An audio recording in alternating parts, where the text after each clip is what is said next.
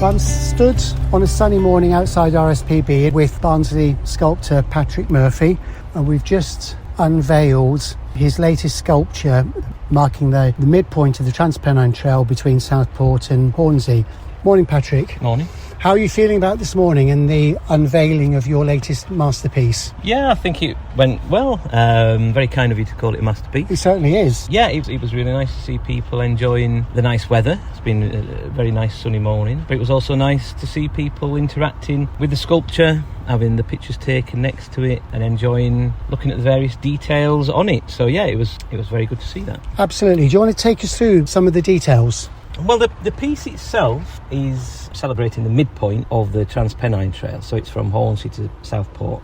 So the idea with this is to be a significant marker of that midpoint stage, and it just so happens it's in Barnsley, and it just so happens it's next to RSPB Old Moor.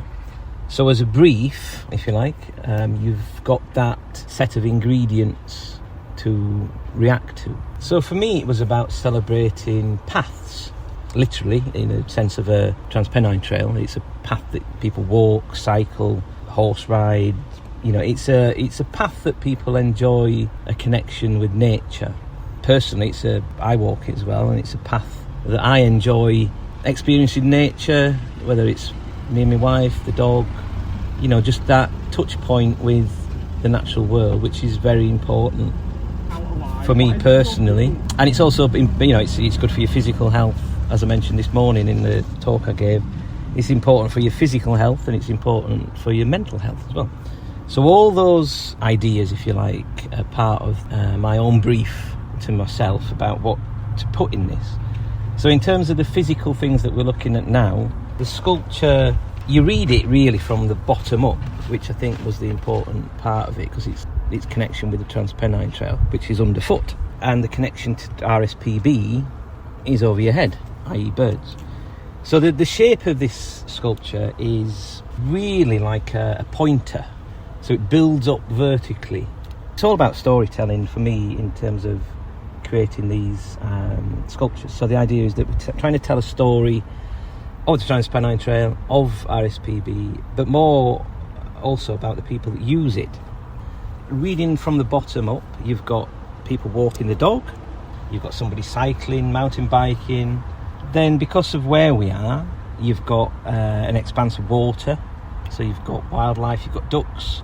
Next to that water and the trail, you've got people, because it's accessible as well, you've got people in a wheelchair enjoying that. You're surrounded by nature here because it's next to a nature reserve, so very often you see ducks flying overhead, which you've got things like kingfishers, otters, bulrushes, cranes.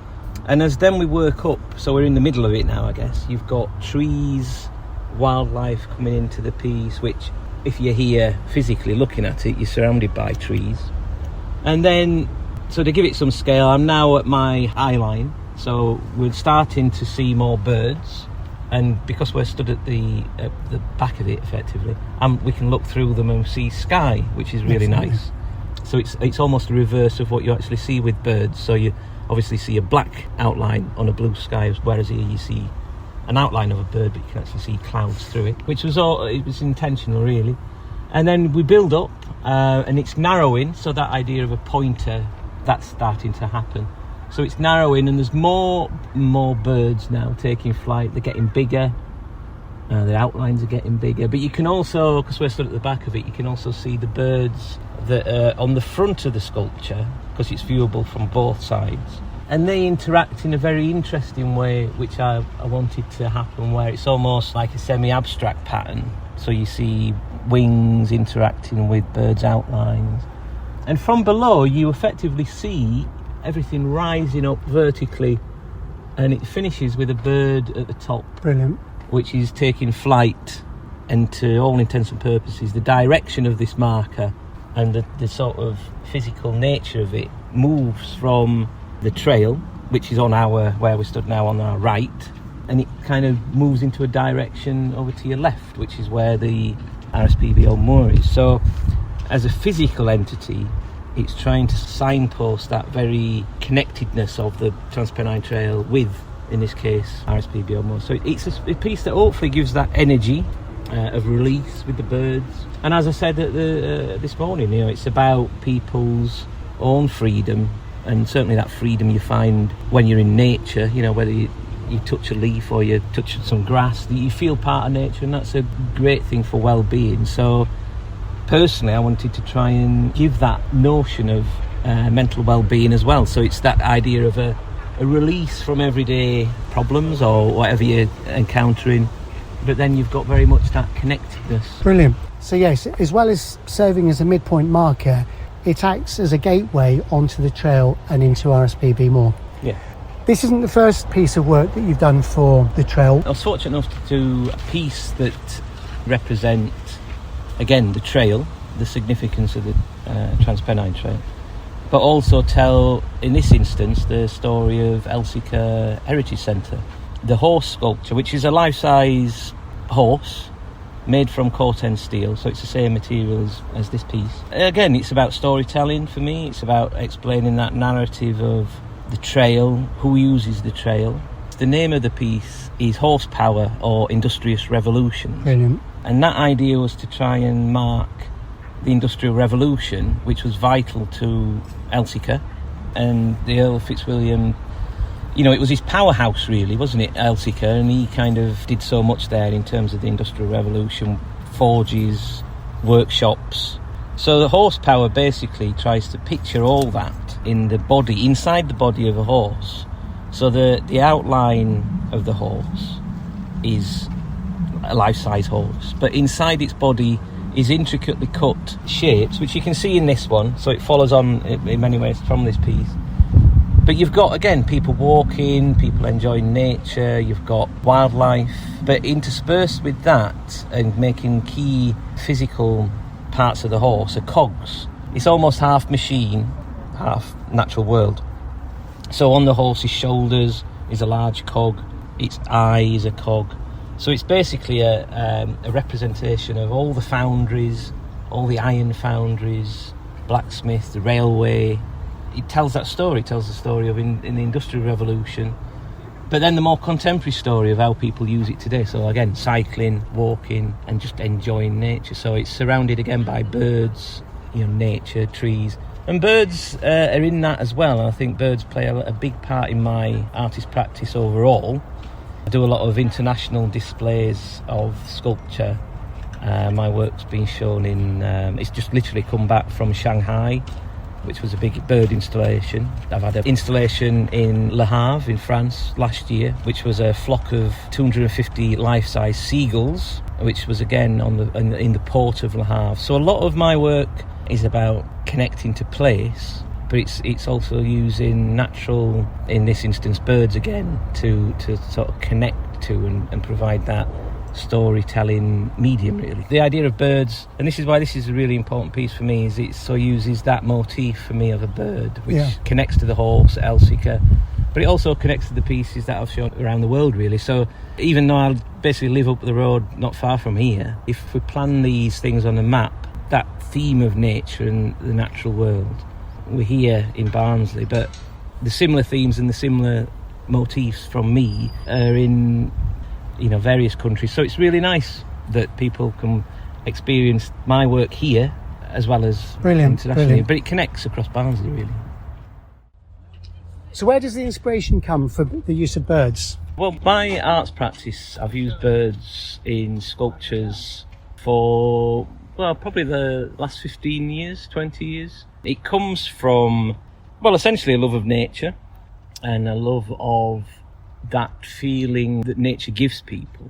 And if we're talking about art, the whole purpose of art for me is about transferring an emotion from one person, i.e. the artist, to another person. And that's the role of art to most extent, is that transference of a concept or a feeling to another person. The use of birds, it's a long story, but to try and condense it, my father used to love birds, and as a child, if a bird fell out of a tree and there was a little weakling in the garden, he used to bring them in the house. When I was growing up, when I was 6, 7, 8 years old, sometimes we had these little birds in shoe boxes, surrounded with newspaper. He was feeding them with a little pipette. That process and me seeing that as a child, that idea of celebrating or trying to save something that's very delicate. And really, I use birds because they're that metaphor of something that's very delicate. And it's trying to convey a lot into just one thing. And for me, bird can represent the world, natural environment, environmental disasters, our ownership or guardianship of nature and our relationship to it. So birds for me have become that idea of a symbol or a metaphor for me that this is something precious. It's something that we need to connect to and feel an affinity with, and also feel some guardianship or ownership of it. Because at the end of the day, and we are stood at RSPB where birds are the thing that we're trying to save and nurture. So it's come full circle for me. Some of my bird installations have been around the world. It's really that international language of birds and nature. So you don't have to speak English to find an immediate affinity with a bird or bird sculpture. And I think that's why it's been successful internationally, because there's no language barrier. So this piece that we're here today, if somebody gets out of their car and they've come from, who knows, Sweden, they don't speak a word of English, they can enjoy this, they can get the themes that we've talked about from it.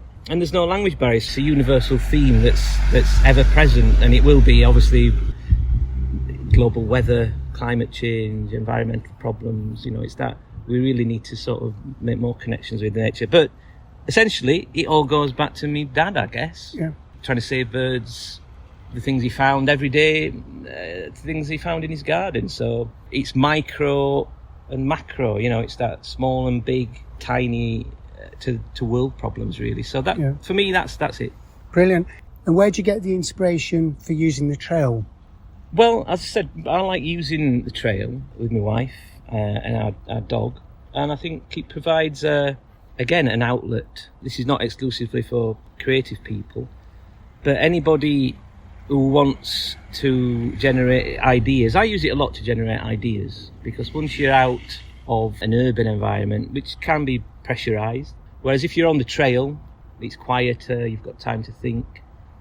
So for me, my connection to it is that it allows me to think and have ideas, which brings us full circle to we're stood in front of one of those ideas, which in many ways, was given birth, I guess, through the trail itself. I'm just joined by Mandy and Hannah from the TPT and Spike from RSPB Old Moor. So what do we think about it, guys? I think it's absolutely fabulous. I mean, Spike was there when we did the initial concept with Patrick, and we've gone from having a piece of paper with just a triangle on it to me saying, right, we need all the symbols from the trail equally being represented on it, we need the logos on it, and then Spike saying we need some of the nature that we've got at the reserve, to actually see it come from a concept design to something that was then designed in its entirety, to then come here today and see it actually in situ.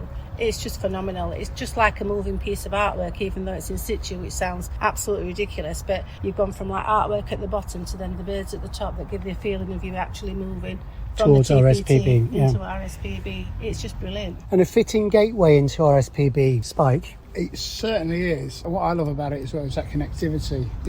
We've got the Transpennine Trail, which should be celebrated, and also it's a way of experiencing nature, because all along the Transpennine Trail there's some beautiful countryside, and to sort of like celebrate that here in the Dearne Valley, with this lovely sculpture, is a legacy that will be with us for such a long time afterwards. It's fantastic. And Hannah, it's really good to see that all the user groups are represented in the sculpture. It is, yeah, and I think when you're looking at it, no matter which way you stand, you see the artwork from a different angle, and it looks amazing from every which way. When the sun shines, you can see all the reflections as well, so I think it's just amazing. And the intricacies, I think, to be able to really see, especially on the horse rider and on like the wheel spokes, is absolutely amazing. And just to get up and actually touch it, so it's not just a visual artwork, it's a tactile artwork as well. And it'll be really great to see in however many months it's going to take for it to start weathering, the changing colours. So there'll be something over the next year to be able to see the progression and the transition. It'll Absolutely. Be amazing. And what struck me as well, and it was mentioned by one of the visitors earlier, and Patrick's just highlighted it again, is you can see the sky through the birds at the top, and that scene will change year round.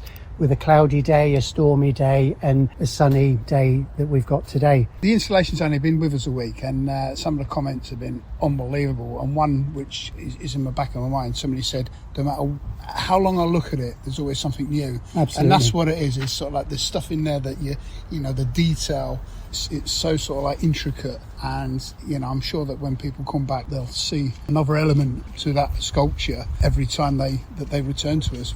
Yeah, it's amazing.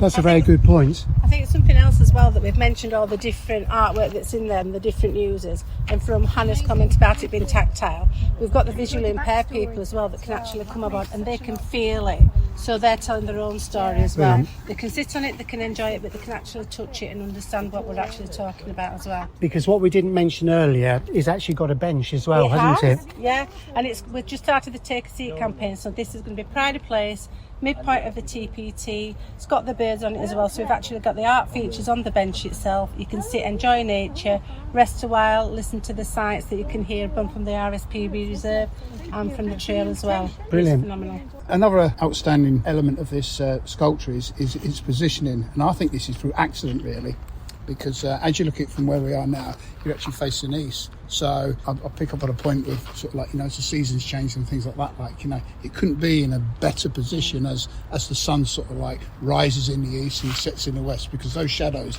are almost sort of like emanated across the steel. But I think it occupies a perfect place between the trail and the RSPB. You know, where it is perfect, isn't it? This plot of land. It is. And east to west, you've not just got the sunset, you've got the east to west of the trail as well. So we've got the best of both worlds. You've got the sunset, the sunrise, the nature, and the TPT. And it has to be said really that there's new finger post signs now on the TPT directing to the sculpture.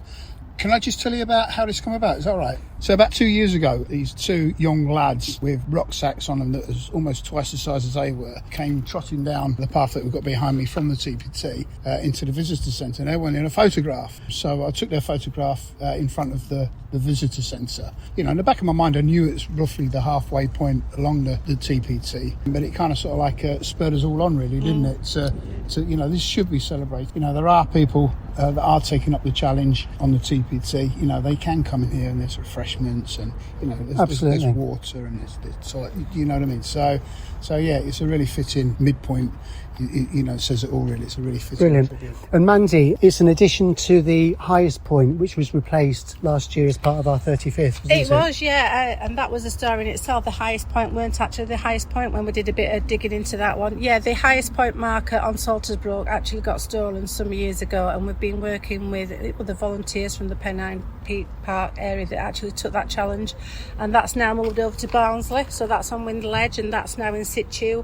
And this is actually the midpoint, and as we said before, we've got the sea mark features on the east and west coast, and they are the 7 metre cone tall. I mean, that would not fit in for this area to have something that size. I think what Patrick's designed here is in fitting with the environment, so it's something that's within nature. It's not just a TPT marker. Yes, we've got the logo on there, but it fits in with its surroundings, and I think that's really important. One thing I would like to say is that it's been an absolute pleasure working on this commission. You know, personally, I'd like to thank Mandy and Spike and Sarah as well. I think the whole process has been just a pleasure to work on, really. And I think today, as Mandy said, seeing it, you know, in situ and seeing people's reactions to it is you know, a powerful thing. So I'd just like to say thank you to the Transpennine team and also to RSPB Old Moor as well.